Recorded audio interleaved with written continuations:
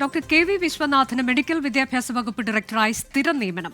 മുൻപുണ്ടായിരുന്ന director വിരമിച്ച ഒഴിവിൽ DMEയുടെ ചുമതല വഹിക്കുകയായിരുന്നു doctor K V Viswanathan. Seniority മറികടന്നാണ് ഡോക്ടർ വിശ്വനാഥന് നിയമനം നൽകിയതെന്ന് ആക്ഷേപമുയർന്നിരുന്നു. ഡോക്ടർ ഹാരിസനുമായി ബന്ധപ്പെട്ട വിവാദത്തിൽ വാർത്താസമ്മേളനം നടത്തിയ പ്രിൻസിപ്പലിനും സൂപ്രണ്ടിനും ഡോക്ടർ കെ വി വിശ്വനാഥൻ ഫോണിലൂടെ നിർദ്ദേശം നൽകിയത് വിവാദമായിരുന്നു. MG പ്രതീഷ് വിശദാംശങ്ങളുമായി. പ്രതീഷ്, കേരള അഡ്മിനിസ്ട്രേറ്റീവ് ട്രൈബ്യൂണൽ ചട്ടങ്ങൾ ഉൾപ്പെടെ മറികടന്നാണ് ഈ നിയമനം എന്നുള്ളത് പരാതിയായി കോടതിയിലേക്ക് വരെ പോയിട്ടുള്ളതാണ്. ഡോക്ടർ ഹർജി നൽകിയിട്ടുണ്ട്. അപ്പോൾ ഇത് കോടതിയിൽ ചോദ്യം ചെയ്യപ്പെടാൻ സാധ്യതയുണ്ട്. സർക്കാരിന് പ്രത്യേക താല്പര്യം എന്തെങ്കിലും ഉണ്ടോ?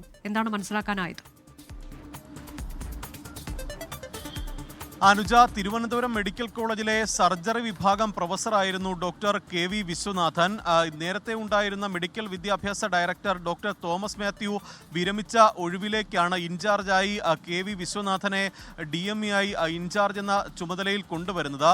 അതിന് പിന്നാലെ തന്നെ ഈ സ്ഥിര നിയമനം ഇപ്പോൾ സർക്കാർ വിശ്വനാഥന് നൽകിയിരിക്കുകയാണ്. അനുജ സൂചിപ്പിച്ചതുപോലെ തന്നെ ഈ നിയമനവുമായി ബന്ധപ്പെട്ട ചില ആക്ഷേപങ്ങൾ ഉൾപ്പെടെ ഉണ്ടായിരുന്നു. സീനിയോറിറ്റി മറികടന്നാണ് അത്തരത്തിൽ ഒരു നിയമനം നൽകിയത് എന്നതാണ് പ്രധാനമായും ഉയർന്ന ആക്ഷേപം. ഇതിനെതിരെ കോടതി ഉൾപ്പെടെ സമീപിച്ചിട്ടുണ്ട്. ഇതിൽ മറ്റ് അസ്വാഭാവികതകൾ ഒന്നുമില്ല എന്നതാണ് സർക്കാർ നൽകുന്ന വിശദീകരണം. അതുകൊണ്ട് തന്നെ നിലവിൽ മറ്റൊരു വിവാദത്തിനും സാഹചര്യമില്ല എന്നുകൂടി സർക്കാർ വിശദീകരിക്കുന്നുണ്ട്. എന്തായാലും ഇന്നലെയാണ് ഇതുമായി ബന്ധപ്പെട്ട ആരോഗ്യവകുപ്പ് ഉത്തരവ് ഇറക്കിയിരിക്കുന്നത്. ഡോക്ടർ കെ വി വിശ്വനാഥനെ മെഡിക്കൽ വിദ്യാഭ്യാസ ഡയറക്ടറായി സ്ഥിര നിയമനം നൽകിക്കൊണ്ടാണ് ഇന്നലെ സർക്കാർ ഉത്തരവ് ഇറക്കിയിരിക്കുന്നത്. ഒപ്പം ഇതുമായി ബന്ധപ്പെട്ട് ഈ ഹാരിസ് വിഷയത്തിൽ ഈ പ്രിൻസിപ്പലിനും സൂപ്രണ്ടിനും ഫോണിലൂടെ നിർദ്ദേശം നൽകിയതും വലിയ വിവാദമായിരുന്നു.